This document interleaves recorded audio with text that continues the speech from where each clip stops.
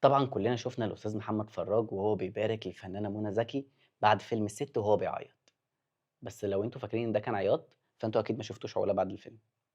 ما حصلش. ما حصلش.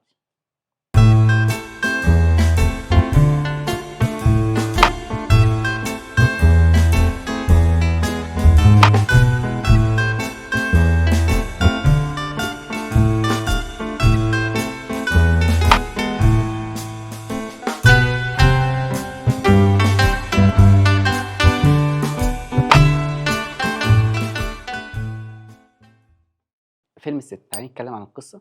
المفروض إن إحنا كل مرة بنبتدي بالقصة، ي بس هنا هنبتدي بالقصة؟ يعني هي مش منطقيًا، فيلم يعني الست. لو في حد مش عارف قصة أم كلثوم، فده عنده مشاكل نفسية، يروح يحلها مع نفسه وبعد كده يرجع يتفرج بقى على حصل. الست ونشوف البدايات هتروح فين. طب نيجي على التأليف. إحنا نتكلم عن الكتابة بقى، إمم. الفيلم ذات نفسه مكتوب إزاي. إمم. الفيلم مكتوب حلو جدًا، أوي. رغم إن أنا كنت داخل بنتحسس مسدساتنا باقول لك أنا لكل مستني حاجة لك بقى. تَكّة أصلًا، إمم. فاهماني؟ اللي هو إيه، و هو مشحونين غصبٍ عننا، إحنا كنا داخلين مشحونين، اللي هو طب ما يا جماعة ما إحنا بقى لنا 12 يوم بالضبط من ساعة ما التريلر نزل، آه.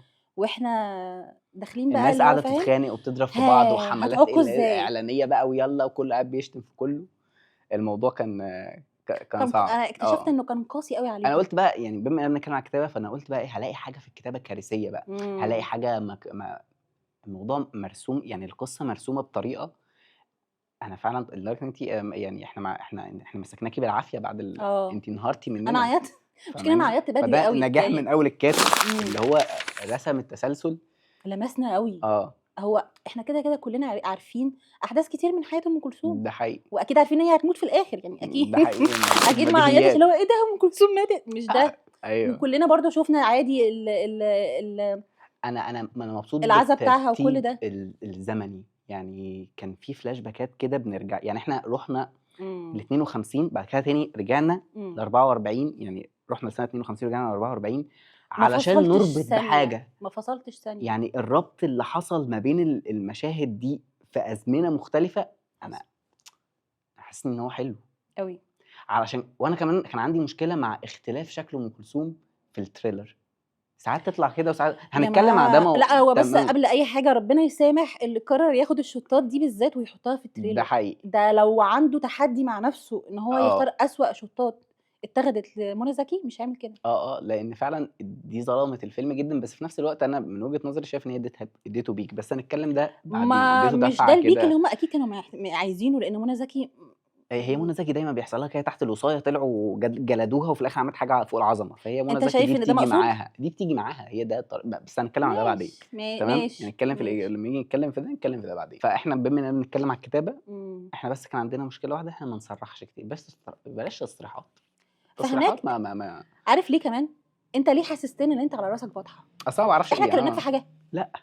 لأ، صح؟ الفنانة منى زكي وهي قاعدة جنبه كده وهو ح التصريح بيتقال تِلت ليها. اللي اتكلموا أصلًا ما يعرفوش اسمك، فاهم؟ أنا مش باتشتم مش من ت غير مش حاجة، تقليلًا أنت ليه منك بس فاهم؟ يعني مش تقليلًا منك بس هو ما يعني فيش ناس ده كتير العُرف بتبقى عارفة يعني. اللي ورا آه. الكاميرا للدرجة دي. فأنت ليه الاستفزاز؟ ما أنت آه. كنت حلو بس وأحمد مراد برضه بتاع الفيل أنا الأزرق أنا شايف إن ده مدّي برضه push للفيلم، ماشي. الكام حاجة اللي هي إثارة الجدل دي ادِّت push بطريقة سلبية ما أنا ما وغلط باحبش وده مش الطريقة دي، صح، كِخ. وما بتجيش مع ناس كتير بس لذيذة.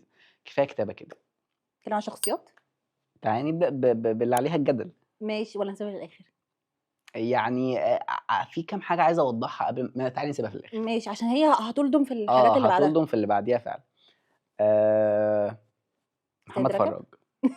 بُصّي هُم الاتنين في ماشي. في نفس الlevel بالنسبة لي، والله بس ومعاهم هو تامر نبيل. آه، ده القصبجي. حقيقي، ده حقيقي. خطير. بس أنا يعني محمد فراج، تعالي نمسك محمد فراج الأول، إمم. هو بيليه في أي حاجة بقى يعني فاهمة، هو أخد من محمد ممدوح حتّة إن أنا أليق على أي حد، إمم. الفنانة زينة لايق، عشان هو الفنانة منى لايق، حصل. حُطّيه مع أي حد هيليق، الفنانة إرهام عبد الغفور لايق، أي حاجة وأنت بيليق وأنت دلوقتي. حساس لايق، وأنت عجل استرادي عايل افتراضي لايق فاهمة، آه. ف فلايق في كل حاجة فاهماني، حصل. و و واتحط كده يعني اتحط في الfriend zone وهو ساكت، يعني اللي يا هو عيني هو الراجل اللي صدره يعني ولّع من أول الفيلم. المشهد ده عجبني جدًا بجد، إمم. يعني محمد فراج بيعمل أدواره كما يجب بقى له فترة هو محمد فراج دلوقتي في البيك بتاعه مش هي عارف. سنته برضه زي ما كنا قلنا آه، ان دي سنة كريم يعني الشناوي، كتالوج أنا اتفرجت عليه فاكيد كان سنة حلو محمد جدًا، فراج. ورد وشوكولاتة كان حلو جدًا، وبيقفلها معانا هذه السنة قبل ما السنة تقفل بالست. ولسه في مسلسل هننزل له على شاهد. هو كان عامل دور أحمد رامي امم اللي هو الشاعر الشاعر أو اللي أم كلثوم بدأت معاه يعتبر انطلاقة ام كلثوم معاه. انطلاقة أم كلثوم معاه، فكان عامل الدور حلو جدًا، وهو أصلًا محتاجين بس بيحبها في الفيلم. نقول ان كل الادوار دي يا جماعة كدور هو مش دور كبير، كل اللي احنا بالضبط. هنتكلم عليهم بقى، يعني كل اللي احنا عايز أقول هنتكلم لك على حاجة، عليهم. إحنا في الحلقة دي لو هنيجي نحرق أو هنقول حاجة، إحنا مش محتاجين نحرق، ما لا دي نحرق حاجات ايه؟ معروفة ام يعني. كلثوم كان يعني لو كانت أنتم مش ست عارفينها دي عظمة على مشاكل. عظمة. بس فهي إحنا مش بنحرق حاجة، لا مش هي بنحرق بس فيلم محروق من قبل ما تخشيه، بس هو الفكرة الفيلم معمول إزاي. فمحمد فراج في الفيلم كان حكاية. امم تاني دور بعد فراج بالنسبة لِك مين؟ سيد رجب. أوكي. بُص إحنا مش هنرتّب أوي، مش هنرتّب لأ، بس علشان إحنا لو أنا هنرتّب لأ أنا محتاجة أقعد شوية أفكّر بقى، فاهم؟ آه. يعني أصل أنا طب ما كريم عبد لأ، العزيز ونيللي كريم. فاهم؟ بس أنا كريم عبد في العزيز كان واحشني الطلّة بتاعته، يا جماعة الراجل بينطور كاريزما، ده هو حقيقي. المفروض داخل ما دي برضه باينة في الإعلان، إحنا أنا مش هاحرق حاجة، هو آه. المفروض جنبه الملك فاروق، بلع أنت الكاميرا من يخرب كتر ما بيت. أنت كاريزما أنا مش فاكر شكل الملك فاروق لحد دلوقتي، أنا طالع من الفيلم أنا ركنت مش الفيلم فاكر. بقى اللي هو هو ياه هو هو فنان! فين الملك ده؟ ملك إيه بقى صلّي على النبي. عايز أقول لك على حاجة، هو الملك برضه ك ك ك كبني آدم إمم، يعني كنا محتاجين نجيب حد مُلفت أكتر من كده، لإن لمّا نيللي وهَجَم عن كريم قعدت كده، جنبه، إمم، برضه نيللي كريم خدت منه الكاميرا، فاهماني؟ بقى مش ونيلي كريم كانت حلوة أوي ما برضه، كنت لسه بقى رايح لك نيللي كريم بعد ما إمم. خلصنا كريم وحلاوة كريم، تغزلي أنتِ في كريم وعليها فتحة براحتك. مروحة، هي ادتني الqueen مَلِكة، الqueen بجد، هي queen في yes الحقيقة من غير حاجة. ففي إمم، ال في ال هي طالعة queen، أوي، واللبس هي بكاركترها كده عشان ده queen. هيضايق ناس، المَلِكة نازلي ما كانتش ملونة، كفيزيك مش شبهها، بس يا جماعة بقى إيه، في حاجات هنركنها كattitude على هي جنب، queen. أنا اقتنعت إن هي مَلِكة نازلة، أنا اللي اشتريت أنا شوكة، ما تمام، اتضايقتش بصراحة، بعدين ما يسرا عملتها قبل كده عادي يعني. لأ عملت جولنار والّا ما ما علينا علينا يعني، anyway هي عملت صافيناز نيللي كريم عملت صافيناز، ما أوكي، علينا، ما علينا يعني. إمم، المهم آآ نيللي كريم كانت تحفة. جدًا، عايز أقول لِك برضه من اللي كانت تحفة بالنسبة لي وعاملة دور اللذيذة أمينة. أمينة يعني ناس كتير قالوا عشان بقى دي لازم نحرقها لهم، يا جماعة هي مش طالعة بدور أسمهان. آه. عشان أنا أصلًا كنت داخلة الفيلم فاهمة إن هي عاملة أسنان، إحنا لأ. دخلنا جوّه هي طالعة بنت باشا من البشوات اللي كانوا إمم. يعني فمش وتعتبر من أول الناس اللي غيّرت شكل حاجة مهتمية في أم كلثوم. بالنسوية يعني، بالضبط. وكانت لذيذة جدًا. إمم، عارفة اللي هي إيه، كلّه كان الواحدة الجدعة اللي بتطلع كانت حلوة أوي. مين تاني غير أمينة؟ معلش بس ندّي تاني سقفة لتامر نبيل لإن هو كان دوره حلو أوي، ده وعمل أداء حقيقي. حلو أوي في كذا مشهد، ده حقيقي. اللي هو دور الأصابجي تاني، مين تاني؟ صدقي سيد رجب، صخر. إحنا وقفنا شوية عند إحنا سيد أنتِ رجب؟ إحنا كنا هنتكلم سيد لسه عن سيد رجب رجب السيد رجب آه. عظيم كده، بيحسسك بكل المشاعر، الأبوة والخوف على بنتي، واللي أنا برضه راجل أنا فلاح، أنا في الأول وفي الآخر أنا فلاح، فأنت بتشوف الفلاح ده وهو بيشوف بنته آه. بتبقى أم كلثوم، أنا حسيت بيه وهو في الأول فخور بيها ده وهي حقيقي. صغيرة بتقول آه، مدح، آه. وهو خايف عليها في الأول أول ما وصلت القاهرة، عينيه على فكرة كل ده كان شغال بالعينين بس يا جماعة، ده حقيقي. يعني عشان إحنا عندنا ناس عظيمة. تعالي نروح لأحمد أمين مثلًا. آه، أصل الفيلم فيه ناس كتير أوي فمش هنلاحق، بس تعالي نروح آه، لأحمد أمين. ماشي، أنا باحب الراجل ده أوي، بجد والله. أوي. يعني كان عامل معاها كده في الآخر يعني هدّى معانا الموضوع. دكتور أم كلثوم، قعدنا نتوتر، هو عامل دور الدكتور اللي هيتجوز أم كلثوم. وعلى الهادي أنا آه. مش جاية أعمل character ما هو أنا مش باعمل أحمد أمين أو إمم. مش باعمل ورق جديد، أنا لأ بقى هاحط له كان تفاصيل لذيذ أوي. جدًا. الأستاذ اللي كان عامل جمال عبد الناصر أكتر من جمال عبد الناصر نفسه، ده أستاذ كان عمرو إيه؟ سعد بجد والله. welcome back والله هاعمل جمال عبد الناصر أكتر من جمال. welcome back أنا أنا بقى لي اتخضيت كتير أصلًا في بجد أول shot ما اللي هو إيه؟ أنا إيه؟ أصلًا يعني كان بقى لي سنة كده نسيت إن الأستاذ بيتكلم عادي، أنا كنت فاكره بيزعق بس. لأ بتتكلم معاه، في ناس تانية آه. بتخلّيه بيزعق بس. بس كان طالع حلو أوي، يعني لو طالع جميل. أنا بقى جميل. لي كتير ما باتفرجش على مسلسلاته، بصراحة بقى لي إمم، بتاع 3 سنين مثلًا كده هو بيعمل مسلسلات ما هو اللي باتفرجش عليها. هو السبب، الدور ده حلو أوي، لايق عليه كده، يعني لو هنعمل لايق عليه فيزيك ولايق عليه إحياء لجمال عبد الناصر، نعمل له قصة حياته، مع إني أنا رافض الموضوع ده تمامًا. ما بلاش آآ بقى عشان إحنا كنا رافضين الست بقى بس عشان شكلنا بيطلع خلاص وِحِش ماشي. كل لأ، مرّة. لأ، بس أنا كجمال عبد الناصر كتوتة أنا إمم، عمري ما أخش له فيلم يعني، بس يعني لو هنعمل ماشي. ده إمم، فهو كphysical وكattitude حلو أوي. جدًا.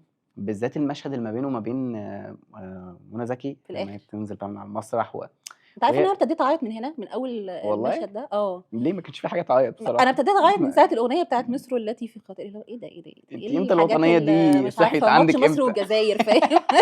اللي هو مش ايه عارفة ده احنا لسه بصراحة. خسرانين امبارح في المنتخب يا حول الله يا مصر رب. ما فاهمك فاهم أعرفش، هو كان معانا حد تالت قال لي: "هو أنتِ بتعيطي عشان الفيلم والّا بتعيطي عشان مشاكل نفسية؟" اهو فأنا لمّا قعدت مع نفسي اه شكلها كانت مشاكل شكلها كانت مشاكل نفسية. نفسيه. احمد حلمي بقاله كام مره كده جه يعني رتّب طلع في علينا. ضي، إمم. برضه كان دور حلو قوي كده. بعد كده الست طلع برضه دور رتب على الموضوع كده. إمم. انا يا بحب رب احمد يرجع حلمي بعمل جدا. حلو يستحق انا يا رب. انا نفسي حد يكتب له حاجه، اصل هو احمد حلمي، بس انا الفكره في اختياراته وفي اللي إمم. بيكتب له الفتره الاخيره. بس شفتي لما زي بيتكتب زملا له كتير مشهد ليه. حلو كده او بيتكتب له حاجه حلوه يعني في ضي كان مكتوب له حاجه حلوه طلع حلو. أيوه، عشان في يا جماعة في هو في مش وجه، الست هو مش وجه حلمي صاعد. إحنا حلمي. مش جايين نكتشف ده ف... بعد 20 سنة يعني. اتمنى ان هو يختار ورق حلو ويرجع بقى بيه. يا رب. ناقص مين؟ يا رب ما نكونش نسينا فكري حد. كده، احنا اتكلمنا عن صديق أحمد صخر. خالد صالح by the way كان حلو. اه ده حقيقي. هو مش مفضل لناس كتير، بس يا جماعة أنا شايفة إن الولد لأ، شاطر. مين مثلا مين كان سيء بالنسبه لك؟ سيء. امم يعني هو بصي الفيلم مفهوم يعني. سيء، أصل سيء دي لما يكون مش في مكانها مخرج مش هنا. كويس ورا الكاميرا مفيش ممثل هيطلع سيء، انا عارف ده، آه. بس ممكن ممثل يطلع مش مقبول بالنسبه لك. أنت حسيت بده؟ آمم، بصراحة لأ برضه، صح؟ لأ، ضايقني صعب، ما لأ في حسيتش. حد مين؟ اللي إيه؟ إحنا ركناها للآخر. ضايقتك؟ لأ أنا عارفة، أنا ما نسيتهاش. هي ما ضايقتنيش هي نيجي كشخصها. بقى تعالي نقعد بقى شوية نروح عندها، بقى إيه لإن عشان كده إحنا سِبناه للآخر يا جماعة. لمنى زكي. تمام. هي ما ضايقتنيش كمنى زكي، هي منى زكي كتمثيل كممثلة مطلوب منها إيه؟ تيجي اللوكيشن تعمل إيه؟ بالضبط، تمثل حلو، تذاكر الشخصية، تفضل محافظة على الريتم. فيلم 3 ساعات. بالضبط. تمام. أنا هي كانت بتشدني في كل مشهد. حلو، هي عملت كل يعني المطلوب أنا منها. كانت بتشدني في كل مشهد، بس اللي كان بيفصلني منها هو اللبس والراكور بتاع مش اللبس الوش. عشان الناس ما تفهمش غلط.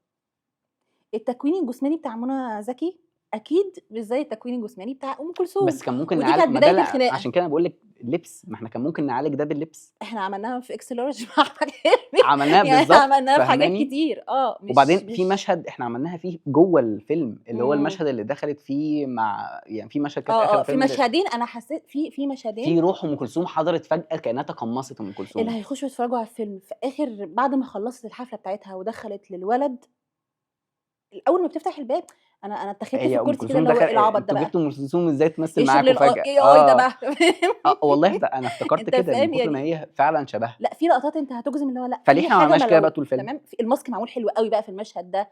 بالمناسبة المفروض الماسك كان بييجي كل يوم من فرنسا، أو إمم. بيتعمل كل أنا order سمعت من الموضوع ده. فرنسا. ولمّا الماسك بيُقع خلاص فركش يا ساتي، بيفركش يا جماعة. يا عارف أنا كان دكتور. نفسي أشتغل في الموضوع ده أوي، اللي هو 6 ساعات فركش الماسك يا وقع ساتي. فركش. أنا هاروح أوقّعه الفنان أهو. وده معناه إن هو الفيلم إنتاجيًا اتكلف جدًا، لإن هو جدًا. أنتِ وكوقت. متحكمة في يوم تصويرِك على حسب ماسك هيخلص يعني هيبوظ منِّك إمتى. يعني الماسك أتمنى الموضوع ضايقنا يكون شوية. لأ أنا يعني شويتين بجد. هو وش أم كلثوم مش طويل كده. إمم. أم كلثوم يا جماعة عندها المفروض لغة. وش أصلًا منى زكي صغير، إمم. لو حطينا لها لُغْد صغير هم طوّلوه، هم ما عملوا له هو أداء. خلّى وشها طويل، فاهماني؟ إمم. وده بعيد يعني بعيد جدًا. في shot كان الموضوع باين فيه أوي، آه، وللأسف ظهر في الإعلان اللي هي المفروض كانت ده بتخاطب الناس. حقيقي، أنا الshot ده مش فاهماه، اللي هو طب ما إزاي ما أنتِ طول ليه الفيلم وشها كويسة. ليه وشها طويل؟ مع إن في مشاهد وشها كان حلو، أنا كان مشاهد كنت الحفلة حاببها. بالنسبة لي كانت خطيرة. ده خطيرة. هنتكلم عليها بعدين، بس أنتِ شُفتِ إحنا بقى لنا قد إيه بنتكلم إمم. على منى زكي، ما فيش أي حاجة تعيب منى زكي في هي الموضوع. الست عملت اللي عليها. تمثيل حلو، الموضوع كله في الphysic بتاعها، الphysical بتاعها ما كانش مناسب، وما عرفناش من إن إحنا نصلّح ده، بس مع إن هي إحنا عملنا ده في حاجات كتير يعني إمم. X large، فدي كانت عيب بقى إنتاج، عيب بقى ما أعرفش بس العيب كان هي فين. حاولت لآخر نَفَس، كان عليها أنا رفعة حاجب صدّقتها، وتبريئة على رأي كريم عبد العزيز أنا لمّا كان بيقول صدّقت لها. إن أم كلثوم دي سِت قوية. أوي.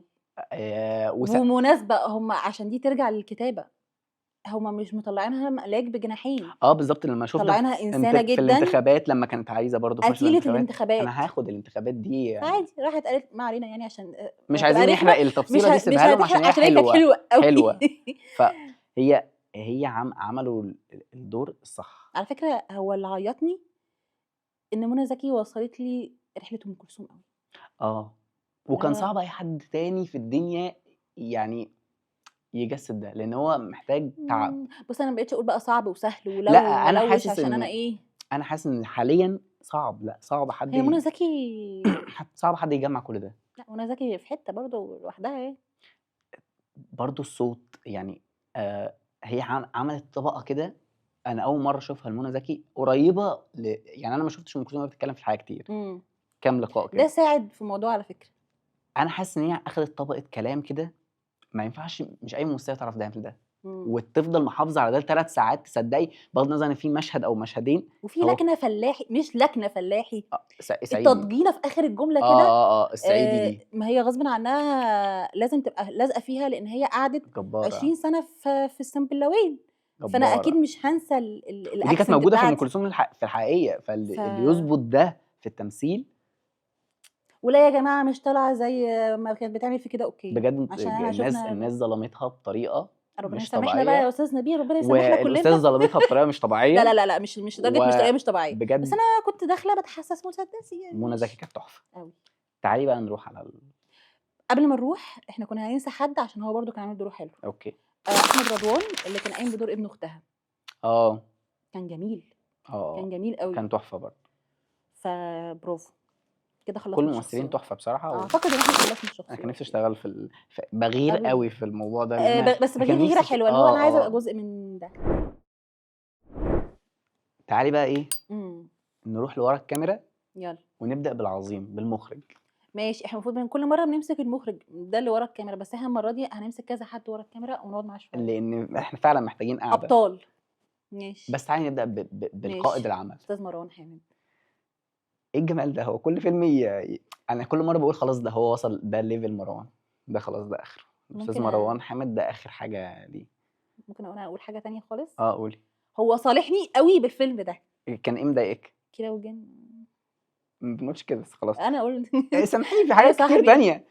أنا أيوه ما أنا باقول ما لك تبقيش سوداوية كده يا أيوه بت مش إيه ده؟ مش إحنا بنتكلم مش إحنا دي قعدة فنية إيه ولا ده؟ مؤاخذة، بس ما تبقيش طيب سوداوية أنا كده، باقول لك أنا كنت داخل على صالحني، الحاجات الحلوة، دي أنتِ حاجة على طول حلوة، جبتِ السلبيات. ما دي حاجة حلوة، الراجل صالحني، الراجل جه طبطب عليَّ كده. ليه يا حبيبتي ما مصالحِك بالفيل الأزرق ومصالحِك بمش لأ كيرة مصالحِك والجن بمليون. ما بعد الفيل، أنا كيرة والجن وقفت اللي هو عنده أنتِ خلاص شوية، أنتِ بتقفي على باقول لك آخر كيرة والجن لو نمتِ لو خطيبِك نايمِك مزعّلة فأنتِ خلاص زعلانة لحد تاني يوم الصبح دي خلاص. أمور شخصية ما هي ليه طيب يا ما هو مش أستاذ نبيل؟ خطيبِك لا خلّيني مؤاخذة، أعيّط تاني خلاص. عارفة ماشي، هو طيب ننسى عظيم، اللي فات؟ عظيم، تسلم إيدك يا أستاذ مروان، بجد. بجد. يعني أنا مش عارف نبدأ من الكادرات والّا نبدأ من الحفلة اللي أصلًا مخرجين كبار في مصر دلوقتي ممكن ما يعرفوش بيعطلوا يصوروا فيها، ربعها. دي حقيقة. الحفلة متصورة بطريقة وأنا مبسوط من حاجة كده في المشاهد إمم. لمّا كان بيروح يصوّر الأبيض وأسود، يعني هو كان عامل حاجة كده إن هو في بيصوّر transition ساعات حفلاتها. بيحسسك اللي هو إيه، أنت لأ دي أم عشان كلثوم اللي واقفة. بيلاعبك اللعبة دي هو كتير بقى لع طول الفيلم. هو لعب معاها اللعبة دي أنا صدّقتها. إمم. أنا كنت كل مرّة ما يقلب الكاميرا من أبيض لأسود أيوه وابُص غصبٍ عنك أقول بتعمل أم كده اللي كلثوم هو دي والّا منى؟ آه، باقلب تيتة كده اللي هو هي مين دي؟ وفي حاجة أنا لازم أتكلّم فيها.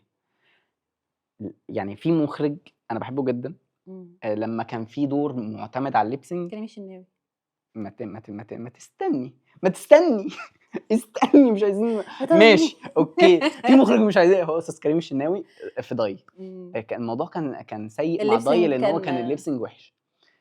أستاذ مروان هنا لَم الدنيا، اللي هو إيه، هاجيبها wide من بعيد، هاجيبها وهي بتغني وهي هاجيبها ساكتة. وهي ساكتة أصلًا. هاجيبها وهي ساكتة، هاجيبها وعلى يعني هاخلّيها تغني على وش حد تاني، هاجيب الكادر من تحت كده من ضهرها، إمم. فمش هابيّن إمم. البُق بيقول إيه. أو عايز أقول لِك لمّا كانت بتغني كان بيعمل close على عينيها، يجيب العين بس وهي بتغني. ياه! ده تِلت الفيلم على عينيها. اللي هو إيه، غني بقى وأنا هاجيب عينيكِ بس. إمم.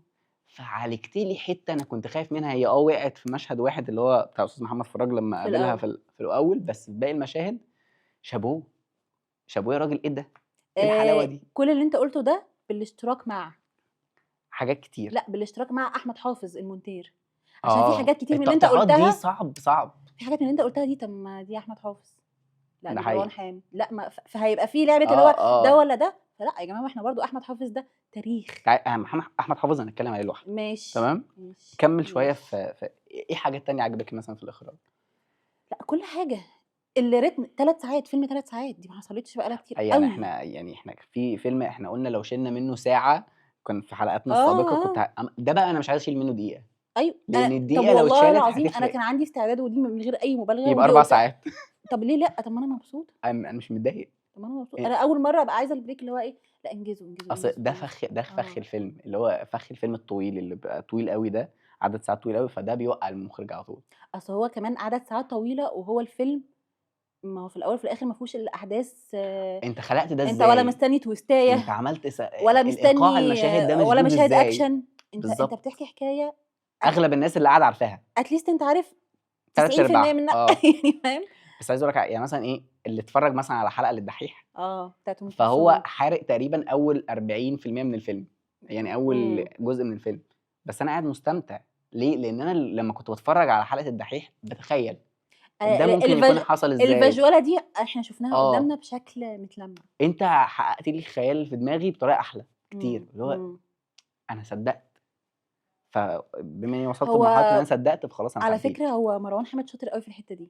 يعني انا مبسوط ان انا دخلت فيلم الست، وانا بحب الست وبحب امم اسمعها واي حد بيحب يسمعها بقى، سواء انت حتى لو انسان بيحشر بيحب يسمع الست، فمش عايزين نسكت معلش ده. عشان برضو الشيء بالشيء يذكر، كل ما ام كلثوم كانت بتخش في قصه حب، بتسمع ايه، الليل او والسماء، اه. اول ما بتسمع لا دي وهو بتعرف وظف. ان هو يا في جوازه يا في حب انت يا في. وظفت الاغاني بتاعت الست في مواقفها كلها. يعني امم مثلا لو خدتي بالك ان لما جت الست، احنا كلنا عارفين ان هي جالها مرض الغده الدرقيه، امم وكان عندها ورم على احبالها الصوتيه والكلام ده. آه، شغل اغنيه اسمه ايه ده، خلقت صوتي وربي. اه هو وظفها وهي في الجامع لا لا يا جماعه، استغلال الاغاني. هو انت استغل اغانيها معاك اغاني كلها ام معاها. كلثوم، ان انت كده كده لو شغلتها عموما حتى من غير ما الناس تحطها على هتقعد مشاهد تبقى مبسوطه. انت هتبقى لا انت مبسوط. استغلتها في الاحداث معاك. حلو. يعني كل حدث ليه ربطته باغنيه ليها، فشكرا تاني. بجد مم. والله شكرا.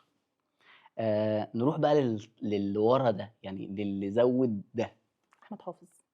المونتير، نبدا بالمونتير. نبدا من منتير عشان احنا هيربط مع اللي احنا قلناه الاستاذ احمد مروان حافظ حامد. عمل ايه قبل كده؟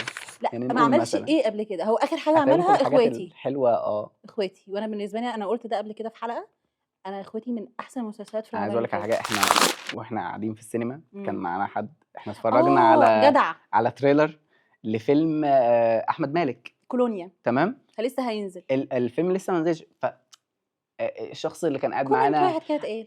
عمل كده شويه من الفيلم، بعد كده قال المونتاج حلو. امم فنكتشف ان المونتاج حلو عشان احمد حافظ. عشان استاذ احمد حافظ هو اللي عامل وده سبحان الله. يعني ده كده بالصدفه. هو عامل حاجات تانية كتير بقى يعني. جراند اوتيل، لا تطفئ الشمس، طريقي، اخواتي، كل الحاجات اللي مونتاج فيها باين كدور كبطل من اه الابطال. دي نادرا، خلي بالك لما بتحصل. دي حقيقه. يعني بس يعني نادرا الناس بقت عندها وعي وفهمه، يعني ان الناس بقت عندها وعي وفهمه يعني المونتري. ايه اصل لو حد جاله ماتيريال اللي هو ايه، بص بقول لك ان في الشوط ده عايز عين ام كلثوم، وفي الشوط ده عايز المنديل، وفي الشوط ده قال لا انا كمونتير انا هتخانق منك، ما تجيبها لي بقى وهي واقفه انجزني. اجمع لك يعني ده بقى لو بيعمل التوليفه كونتنت على دي. الفيسبوك برضو اه يعني اه على اه اليوتيوب برضو فاهم اجمع يعني. لك التوليفه دي تطلع حلوه. لا انت لا مونتير عظيم. جدا. تعالي بقى نروح التصوير. كلام منطقي. الحفله دي والله بجد اوسكار. جدا. بجد ده فيلم والله. لوحده. لا يعني انا ممكن يعني الحفله دي لوحدها مش عارف اقول فيها ايه. بجد انا حاسس ان انا كنت عايش جواها، انا حاسس ان انا كنت انا هقوم اللحظه معاهم في الحفله سو ما عارف اللي هو ايه، كنت اهدي هقوم بس هدي اسقف واقول سوما من كتر ما انت مم. دخلتني. ده انت شويه تقريبا قعدتني بكاميرتك في كرسي معاهم وهو على فكره هو حرفيا قعدك في في الاولمب. الكرسي. انا قعدت في كرسي فعلا جوه امم الحفله، وقعدت اتفرجت لحد ما ام كلثوم وقعت. سلام موسى يا جماعه برضو. يعني ما حرقنا ماشي. عشان مع كانت هنحرق ايه بقى، صباح الفل. ماشي. عبد السلام موسى بس برضو اصل دي عشان مش الناس تبقى مذكوره عارفه. في حلقه الدحيح، خلي بالك، فالناس مش تبقى عارفه الموضوع بس ده. بس خلاص ليها صور. بس مش مذكوره. ماشي مش مذكوره، ما ماشي حدش ممنشن الموضوع ده يا غير عم، الفيلم. يا عم فدان، فمش احنا عايزين بقالنا نحرق. شويه حلوين اه اهو. فدان لازم نعمل مصيبه في الفيلم ملناش لازم. بال. عبد السلام موسى عشان الناس برضو بتبقى مش عارفه، الناس مش مهتمه يا جماعه غير بالبطل والبطله ومؤخرا المخرج المخرج يعني وكتر خير الدنيا فاهم. والكاتب عشان بيطلع تصريحات قصدي يعني على ومش ما هو الكاتب لو طلع الناس هتاخد بالها، لو ما طلعش ما ماشي اوكي. فعبد السلام موسى برضو هو الراجل ده كان مدير تصوير في موجة حارة، الراجل ده كان مدير تصوير في افراح القبة، فهو عمل برضو شوية حاجات لا عظيم. هو كان بطل برضو من احدى الابطال صح. فعشان حرام الناس دي تتنسي وان هو ايه يتذكر اللي هو ايه برافو استاذ مروان حامد وخلاص، هو كده لا كده لا برافو استاذ مروان حامد بس مش وخلاص. في ناس في تانية عوامل خلت ان ده يوصل. انت حاجات كتير من اللي انت قلتها لمروان حامد انا قلت لك لا يا جماعه ما هو الاشتراك مع احمد حافظ، صح. احمد حافظ ليه دور في اللي انت بتقوله ده ومدير عشان التصوير حرام. برضه ان انت تخلق لي شوتات زي دي انا برضه عايز اتكلم على الديكور. يلا بينا يلا يعني بينا. انا ما سرشتش امم ما سرتناش مين عامل الحاجات دي، مين مهندس الديكور، بس انا الاول لمحت فيلم في التتر بس نسيت. احنا بعد ما سرشنا ورجعنا مكسوفين امم استاذ محمد عطيه هو اللي عامل ده، واحنا كسفنا لما عرفنا ان هو استاذ محمد عطيه جدا لان هو عامل حاجات كتير جدا قبل كده. خلق عوالم كتير قبل كده. يعني عالم الفيل الازرق ده لوحده ما فيش حد يعرف يعمل الديكور ده، دي بالذات حقيقة الديكور اللي كانت نيلي كريم بتجري فيه في اللي هم لابسين ده وهما كان بيغنوا تحفه، ده اغاني القديم ده. لا كان في ديكورات في الفيل الازرق واحد واثنين وتراب الماس، وخش بقى على حاجات كتير وولاد رزق وولاد رزق. فانت خلقت لي عالم ام كلثوم بديكور الخمسينات والستينات انا كان نفسي اعيش في الحقبه دي اصلا كبني ادم، يعني بص هو دي حاجه انا بعيده بحس عن ان مهندس الحلقه. الديكور الشاطر اللي بيحسسني ان ده مش ديكور فاهم. بالذات ببتدي اقلق المسرح. لما احس ان الموضوع ايه انا شامه ريحه الدهان وعارفه ان انت جبت الاباجوره دي كده عشان شكل ما هو ده مش مطلوب منك، ما هو ده صح. ما فاهمني. انا جايبك كمهندس انت ديكور كده ليه؟ انا حاسه ان في ديكور يبقى انت كده مش شاطر. لا انا حسيت فعلا ان هم راحوا سافروا بالزمن صوروا ورا صح بجد ورجعوا لنا تاني. ده نجاح مش طبيعي خطير. لدرجه ان استوديوهات الصوت القديمه اللي هو كانوا بيصوروا فيها انت جمع لي الاذاعه التفاصيل دي ازاي؟ بيتها هو بيصور تفاصيل يعني احنا عمرنا ما شفنا خلى بيت ام استاذ مروان كلثوم. حامد يصور التفاصيل دي لان متعوب عليها. امم يعني لا انا مبسوط. 3 ساعات كل اه حاجه اه استخدمت فيها صح تحفه. نقول كده. صوت بقى وميوزك وصوت ام كلثوم اصلا لوحده ده خطير. حكايه. ماشي احنا اعتقد ان كده احنا انت نروح الاجابات ولا اصلا احنا كل اللي احنا فين بنقوله ده كله كان نقول تاني كل ده كان هو انا ايجابيات. كل شويه هعيد يعني لا ما خش على خلاص. السلبيات يا باشا اذا كان فيه او فيه في بس في في اصل يلا مفيش حاجه بتخلو من السلبيات خش. الجنه بقى. طيب السلبيات احنا اتكلمنا عن السلبيات مع استاذه منى شويه نطورناها بس يعني نرجع نفصلها ماشي. زي ما قلتي قبل لو حد كده. دخل فيلم ايه اللي هيتضايق ايه اللي يعني ايه اللي شكل ام هيتضايق منه؟ كلثوم إمم. كنا في محتاجين بعض نتعب في ده سيكه في بعض المشاهد مش في يعني كلها ده حقيقي. عشان زي لان ما قلنا. على فكره ناس كتير واخده صوره ام كلثوم اخر صوره لام كلثوم اللي هي الست الكبيره. لأ يا جماعة هم كمان برضه لمّا كانوا بيعملوا transition مثلًا كانوا بيجيبوا صورها لصور وهي بتبدا لمجلات أو حاجة بتاع هي طب ام كلثوم ما طب كانت إيش هذا ما والله نفس الشيء عارف ايوه يعني أنت قريبه اللحظة كده جدا. بتتكسف من نفسك اللي هو طب ما مش حتى بعيد. الصوره اللي هي كانت عامله فيها الدايرتين دول اللي هو كان بس في الحاجة الوحيدة shape الجسم يا جماعة، الفيزيك يا بالظبط. جماعة، ف دي ما عرفوش واحنا يعالجوها في بنعرف حاجات نعالج ده في حاجات كتير عالجناها.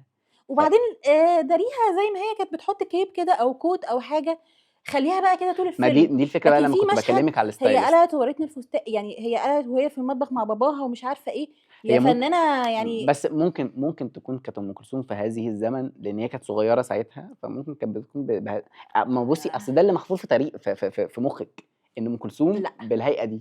ليه انت شفت ام لا، كلثوم وهي صغيره؟ والله في صور خطوبتها في اوكي المجلة وهُم جايبينها في الفيلم مش أنا. ما كانتش نفس الهيئه يعني ما كانتش رفيعه الدرجه دي. لأ كان هي في استاذه برضو منى رفيعه قوي فعلا ده فكنا حقيقي. ممكن نداري ده أنت باللبس ما مش تبقاش ممكن ضيق. نداري، أنت عملت ده في الفيلم، طب ما اه كنا نكمّل جميلنا بالذات ان بس. احنا شفناها في كذا مشهد برافو، بيرفكت برافو. فالستايلست كان عليها ملاحظات إمم. بالنسبه لي يعني الستايلست كده الstylist أو خيشت الmakeup منها أو شويه يعني أنا مش عارفة كستايلست وكميك اب بس برضو مش عايزين عشان الناس ما نحمل تفهمش بس إن الموضوع. الstylist اللي هي كان لبسها لأ، هو لبسها أم كلثوم أوي، يعني بس كان ممكن نعالج ده اكتر فاهماني في يعني إيدينا كان يعني، ممكن في شويه مشاهد كده لا الستايلست خيشت أصل إحنا صرفنا زي كتير. مشهد اللي هي كانت مع باباها آه. في المطبخ لا الستايلست خيشت إحنا لبسيها كلنا اي حاجه إحنا تانية. كلنا في نفس واحد قُلنا إيه أصل إحنا كنا لسه اه شايفين إن أنتِ تمام بصحتِك يعني فجأة منى زكي، بالظبط. يعني طب وليه يعني في بقى؟ مشاهد فعلا كانت كده إمم. ف فدي بالنسبه لي سلبيه.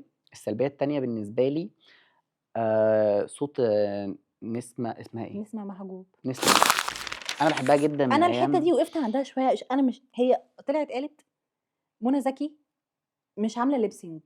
انا مرنت، هي قالتها كده بالظبط، انا مرنت منى زكي هي مش عامله ليبسينج، هي اللي بتغني. لا هي فانا هي بقى كان قاعده في فيلم، يعني قصدها، ايه ده صوت منى زكي؟ لا هي انت كان هتجننونا. قصدها ان هي مرنتها لدرجه ان هي فعلا بقت بتغني، فلما هتعمل ليبسينج هيبقى متطابق جدا، لان هي فعلا بقت وهو بتغني. متطابق. هو متطابق، هو اه قريب جدا. وبعدين برضو نرجع لمروان محمد اللي هو كان كده كده. بس نسمة محجوب صوت بعيد جدا عن صوت ام كلثوم. مش نسمة محجوب جباره، انا خطيره. بحب كل ما اغانيها، انا بحبها انا كفنانه مستر اكاديمي. مدمنه الحاجات دي، انا بحبها جدا، لا انا هقعد اغني قبلك. لكم دلوقتي. بس هي بعيد جدا كطبقه صوت عن ام كلثوم. في ناس اقرب كتير، فاهمك. يعني صوتهم اقوى كده وقريب لام كلثوم واتخن، كان ممكن بص نستغله. عشان الموضوع بصراحه الموضوع كان علاقات يعني اكيد نسمع ماشي. لا انا الموضوع ما ضايقني، يعني ما اعرفش لا انا. انا حاسس اني اتضايقت. ماشي. المشهد حقك. الوحيد اللي هي غنت فيه بصوت نسمة محجوب انا اتضايقت. طيب ما فصلنيش. لا فصلني، طب يا عم ماشي فصلني بقول لك. يعني ما ماشي تتفصل. ماشي. بس فده كان كومنت بالنسبه لي. المهم يا ستي، اخر حاجه بقى، اتفضل والله. آه علاقة. العلاقه، العلاقات. كل العلاقات كانت واضحه ما عدا اهم علاقه بالنسبه لي اللي هي الفريند زون. احمد رامي وام كلثوم. يعني انا عارف ان هو الراجل اتحط في فريند زون وسكت طول الفيلم معاه، وسكت طول حياته. ام كلثوم مش عارف كان ساكت ازاي يعني. يعني ربنا يدينا صبره. بس بتشتكي من حاجه؟ لا ماشي. ده المهم، اسقاط يعني. لا خالص ماشي. اطلاقا. انا لما هي رفضته، يعني هو اتقدم لها باين عموما. تمام وهي رفضته، لا استنى عشان الموضوع ده حرق دمي جدا. ماشي بعيدا عن ماشي. الرفض في الحياه، لا انا بتكلم ان جنرال. باين على النرف انا ده انت. بتكلم ان جنرال خالص. لو باين. سمحتي ما والله تفرعيش مصدقاه، المواضيع. والله مصدقاه. امسح هدومك. خلاص بقى بمنديل ام كلثوم انت ماسكه لنا من اول حلقه ده. والله معايا نضاره جوه. ماشي. اوكي. العلاقه ما كانتش، يعني لما حصل ما بينهم ان هو اتقدم لها وهي رفضته بطريقه كنت عايزه اشوف حته كمان. لا كنت عايز اشوف هم ازاي علاقتهم رجعت كويسه ورجعوا يشتغلوا تاني. اصل استحاله هرجع كده. انا عن نفسي مش هرجع كده، فاهماني؟ هي اتفقت معاه، قالت له ما انا ما عنديش استعداد اسيبك. قالت له اصل انت مش هتقدر اصل انا الالهام بتاعك، فانت مش لو احنا ارتبطنا الالهام هيموت. مش عارف ليه الالهام هيموت، ممكن يحبها بعد الجواز عادي. بس ده هي تفتكر نظريه، ام كلثوم كانت بتثبته وهي ما نظريه ام حبتهوش؟ كلثوم. ما حبيتهوش طبعا. يعني ما حبيتهوش ولا اطلاقا. ده اكتر واحد حبته فما كانتش عايزه تخسره؟ انا مبسوط ان هم طلعوا ام كلثوم ان هي مش البريئه. لا ام كلثوم كانت توكسيك لا بالنسبه لا لي لا في هذه لا. كانت دي توكسيك شلوحت جدا ناس كتير في بجد. انا بميل انا اصلا كنت بحب داليدا عشان توكسيك برضو، كانت نفس الحكايه. بس ام كلثوم هنا في المشهد ده كانت توكسيك انا بقول جدا. لك انت بتعاني من حاجه، انا بيقنع عليك. مالكيش دعوه. ماشي. المهم كانت توكسيك انت والله. مالك فرحان كده جدا؟ والله كانت توكسيك قوي. استني بس. رفضته بطريقه، انا زعلت على الاستاذ محمد فراج شخصيا، ما زعلتش على الكاركتر، انا زعلت على محمد فراج نفسه.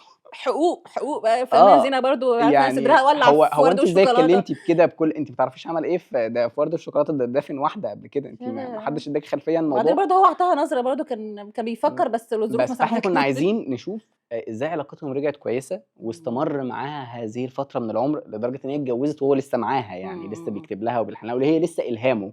يعني انا مش عارف ازاي. اتسديل بقى. خلاص بقى هو بيزنس وانا بنجح معاكي اكتر والكلام ده، اوكي. بس انا كنت محتاج اشوف ده ما وضحش بالنسبه لي. بس وقت الفيلم ممكن عشان وقت الفيلم انا كان حاسه انه طويل ممكن قوي برضه ما يبقاش الموضوع ما كانش واضح قوي في الحقيقه، فهم ما عرفوش يوضحوه قوي في الفيلم. وما رضوش يهروا. انا احترم ده اصل لو بص ده احنا حقيقي، احنا لو اللي انت طلعنا بتقوليه ده رايين. صح اصل لك على حاجه، احنا طلعنا رايين انا عكس احترم. بعض تماما واحنا بنتناقش. انت شايف ان هي ما حبتوش، وانا شايف ان هي ممكن تكون حبيته قوي لدرجه اللي هو لا يا باشا انا فعلا مش عايزه اخسرك. اخر واهم سلبيه بقى، وده عشانهم مش عشاني، يعني قبل ما يبقى عشاني فهو عشانهم. التريلر وحش قوي وظالمكم جدا، وكان ممكن يتعمل احسن من كده 7000 مره. يعني خليت اللي يسوى ما يسوش يتكلم بجد. وحقهم، ما انت برضه يعني ما يعني هي ناس كده كده اصلا اختار مترقبه. اسوأ شوتات لام كلثوم وحطها في التريلر. يا جماعه يعني بقول لك انا في مشاهد جوه انا اتزاولت. طب ما كنت احنا كان ممكن نعمل ايه، كان في حل تاني بالظبط، اللي قولوا. هو يعني مثلا نخلي ام كلثوم تظهر في الاخر، يعني نظهر مع محمد فراج، نظهر نختار شوط حلمي، واحد. نظهر واخر حد يظهر خالص بعد كل الناس دي هي، ونختار لها شوت حلو. وخصوصا ان احنا عارفين ان ده اعلان فيلم الست. يعني بس انا عايز اقول لك على حاجه، وعارفين انا مين الاعلان البطله اول ما شفته انبهرت. بالايه؟ انبهرت بعدد الممثلين اللي متجمعين، بس بالديكور، كلنا اجتمعنا ب على حاجه، ده الفيلم ده شكله متعوب فيه قوي، واللي آه، هيضايقنا هي منى شكله زكي. طب وده اسمه كلام؟ ما دخلنا اكتشفنا عكس ده، بس طب على فكره احنا دخلنا علشان ده جزء من شغلنا، واحنا برضو عايزين نشوف فيه ايه. في ناس تانية طب ما يا جماعه ما انا خايف. بُص ده فادهم وعلى قد ما هو ضرهم بالنسبة لي، يعني هو سلاح ذو حدين ماشي الموضوع سلاح. ده، اللي هو خلّى الناس تتضايق جدًا، وقُلت لِك ده بيجيب مع الفنانة منى زكي بطريقة مش طبيعية، تحت الوصاية لمّا كانت طالعة حواجبها وحملة سلبية فضلت تشتم، وتشتم، وتشتم، وتشتم، والناس وفي الآخر برضو احنا اسفين يا صلاح إحنا وكل آسفين يا ما صلاح ومنى زكي، فأعتقد الناس هتعمل ده في الفيلم ده بالضبط. معلش مع اعتبار ان تحت الوصايه جه للناس على التلفزيون وهم قاعدين في بيوتهم، بالضبط، ده فيلم ونازل في الشتاء وهتدفع 200 جنيه ما ده دورنا غير بقى، الفشار. ما ده دورنا بقى، طب بما ان ده دورنا يا جماعه ندخل على ما ده التقييم. دورنا بقى، ندخل على التقييم. نخش على التقييم. يلا. يالّا. طيب انت الفيلم ده هتدخله سينما ولا تستناه ينزل لك على بلاتفورم ولا مش هتدخله خالص؟ بُصّي قبل ما أقول لِك امم هنعمل إيه، أنا عايز أتكلم عن السينما النهارده كجمهور، إحنا كان قدامنا امم صف من من مش من يعني من الGen Z هربانين من جامعه او من مدرسه يعني. Gen Z تمام، اه وورانا صف جميل جدًا جمل قوي. إن يعني ناس كبار كده شلة جميلة كده خمسينات، ستينات، هم 12 ان هم تمام، قالت لهم احنا سبعينات، 6 هنا و6 تمانينات، هنا، فهم كانوا 12 آه، ست فوق يعني ال60. تحسي إن هُم جايين من أبلة فايتة كده. عارف اللي هو ايه، نادي ومعانا الفنانة ارامل هدية كرم الابله طبعًا فاتين. مش هنقدر ننساها، تمام، اه الفنانة هدية كرم كانت بتحضر في معانا قلوب تاخد هنا. الفنانة هدية كرم مش هنقدر ننساها، كانت واخدة كورن كده بس أنا كنت واخد بالي، احنا قفشني كده كنت واخد بالي جدًا، وريحه البرفيوم كانت خطيره.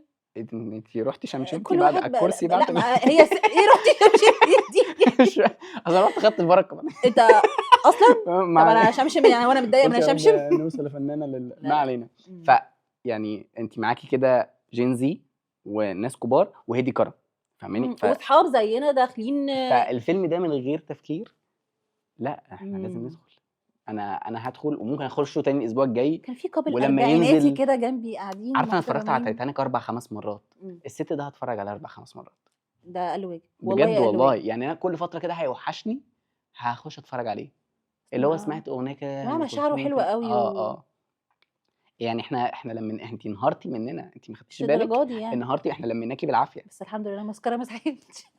آآ، خشوا يا جماعة أنا رأيي تخشوا الفيلم مرّة و2 و3 ويا ريت لو تاخدوا مامتكم وباباكم معاهم لان هم هيفرحوا قوي. وأي بقى كلام سلبي والحاجات الحملات السلبية اللي بتطلع دي واحنا ارموها في اسفين. الزبالة، احنا اسفين. بجد، لإن هي الحملات دي شتتت واحدة زي علا، بس طبعًا ما شتتنيش أنا عشان أنا حاسه ان أرقى انتوا من هتحطوا كده على عينيا على الشريطه وفاهم سودا. أكتر من كده بكتير، طبعا ما تخلّيش الحملات دي تشتتك، راح ياخد البركه فيلم بتاعت هدي تحفة، كمان. شكرًا يا أستاذ مروان حامد.